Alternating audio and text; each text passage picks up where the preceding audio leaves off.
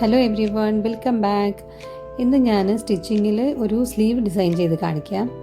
അതിന് ഞാൻ bobbin elastic വെച്ചിട്ടാണ് ചെയ്യുന്നത്. ബോബിൻ എലാസ്റ്റിക് എന്ന് പറഞ്ഞാൽ ഇങ്ങനെ നൂല് പോലെ ഇരിക്കുന്ന ഒരു എലാസ്റ്റിക്കാണ്, ഭയങ്കര തിന്നായിട്ട്. അത് നമ്മൾ ബോബിനിൽ ചുറ്റിയിട്ട് അതാണ് താഴത്തെ അടിവശത്തെ നൂലാക്കിയിട്ട് നൂലിന് പകരം ഉപയോഗിക്കുന്നത്. അപ്പം നമുക്ക് അത് എങ്ങനെയാണ് സ്റ്റിച്ച് ചെയ്യുന്നത് നോക്കാൻ വേണ്ടിയിട്ട് ഞാനൊരു ജോർജറ്റ് മെറ്റീരിയലാണിത്, അത് സ്ലീവ് കട്ട് ചെയ്ത് വെച്ച്. അപ്പോൾ അതിൻ്റെ ഓപ്പണിംഗ് വശമൊക്കെ വളഞ്ഞ് കുളഞ്ഞാണ് ഇരിക്കുന്നതെങ്കിൽ അതൊക്കെ ലെവലാക്കി നേരാക്കി വെക്കണം. എന്നിട്ടിങ്ങനെ കരഭാഗം നല്ല നേരിയ മടക്കിയിട്ട് സ്റ്റിച്ച് ചെയ്യുക. അതായത് എത്ര തിന്നാക്കാൻ പറ്റുമോ അത്രയ്ക്കും തിന്നാക്കുക.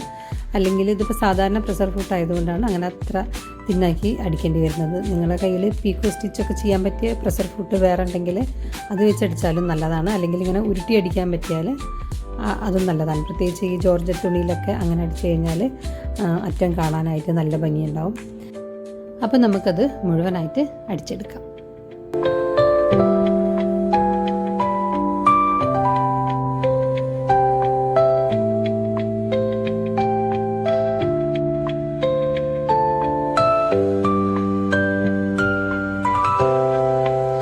ഇപ്പോൾ ഇതാ നമ്മൾ അടിച്ച് തീർന്നിട്ടുണ്ട്, നല്ല നീറ്റായി വന്നിട്ടുണ്ട്.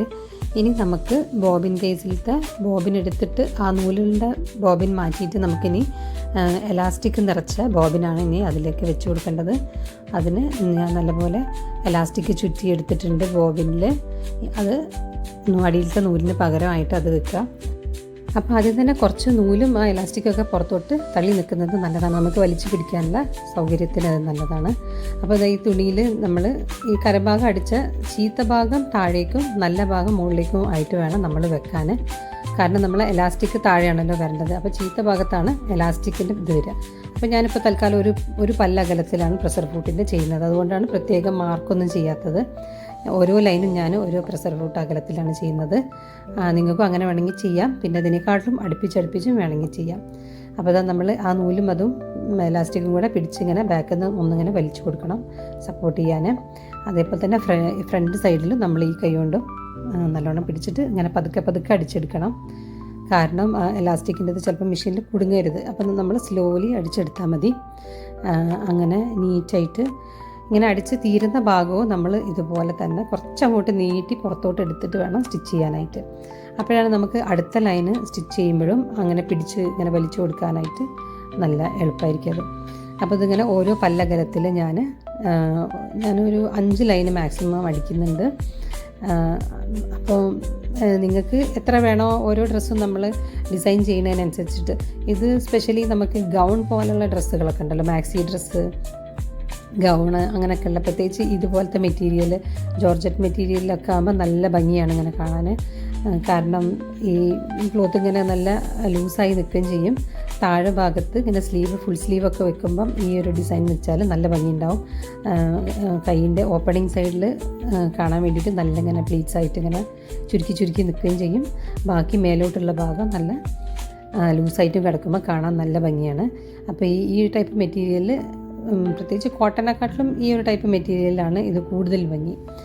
അപ്പോൾ നിങ്ങളും ഇതുപോലുള്ള എന്തെങ്കിലും മാക്സി ഡ്രസ്സ്, ഗൗണ് അങ്ങനെയൊക്കെ എന്തെങ്കിലുമൊക്കെ ചെയ്യുമ്പോൾ ഇതൊന്ന് ചെയ്ത് നോക്കണം. നല്ല ഭംഗിയെ കാണാൻ, ഇടാനും നമുക്ക് കൈയൊക്കെ ഇങ്ങനെ ഇടയ്ക്ക് ഒന്ന് കൈയൊക്കെ കഴുകുമ്പം കയറ്റി വെക്കണമെങ്കിലൊക്കെ നല്ല സുഖമാണ്. പെട്ടെന്നൊന്ന് വലിച്ച് മേലോട്ട് വെച്ച് കഴിഞ്ഞാൽ വേഗം കയറ്റി വെക്കാനൊക്കെ നല്ല സൗകര്യമാണ്.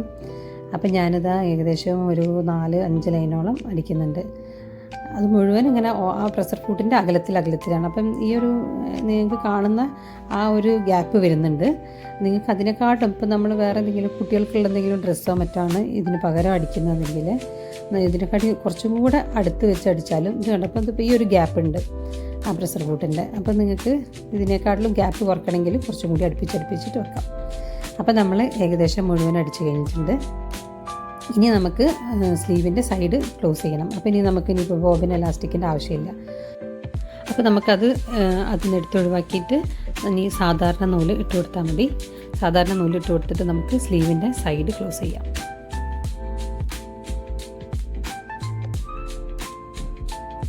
അപ്പോൾ സൈഡ് ക്ലോസ് ചെയ്യുമ്പം ഓരോരുത്തരുടെ കൈ അളവിനനുസരിച്ചിട്ട് താഴത്തെ അളവ് എടുക്കണം, എന്നിട്ട് വേണം ക്ലോസ് ചെയ്യാൻ വേണ്ടിയിട്ട്. ബോബിൻ എലാസ്റ്റിക് വെച്ചിട്ടുള്ള ഈ ഒരു പാറ്റേൺ നമ്മൾ സ്ലീവിന് മാത്രമല്ല ചെറിയ കുട്ടികൾക്കൊക്കെ ഉടുപ്പൊക്കെ അടിക്കുമ്പം ചെസ്റ്റ് ഭാഗത്തൊക്കെ വരുന്ന പ്ലീറ്റ്സ് ഒക്കെ ചെയ്യാൻ വേണ്ടി പറ്റും. അപ്പോൾ കണ്ടില്ലേ അവസാനം ഇങ്ങനെയാണ് വന്നിട്ടുള്ളത്. കാണാൻ നല്ല ഭംഗിയാണ്. എല്ലാവരും ഒന്ന് ട്രൈ ചെയ്ത് നോക്കുക. ഇഷ്ടപ്പെട്ടാൽ ഒന്ന് ലൈക്ക് ചെയ്യുക വീഡിയോ, പിന്നെ സബ്സ്ക്രൈബ് ചെയ്യാനും മറക്കരുത് പുതിയ ആൾക്കാരൊക്കെ. പിന്നെ ആർക്കെങ്കിലുമൊക്കെ ആവശ്യമുണ്ടെങ്കിൽ ഷെയർ ചെയ്ത് കൊടുക്കാനും മറക്കരുത്. ഇനി അടുത്ത പ്രാവശ്യം നല്ലൊരു വീഡിയോ ആയിട്ട് വരാം. Thank you.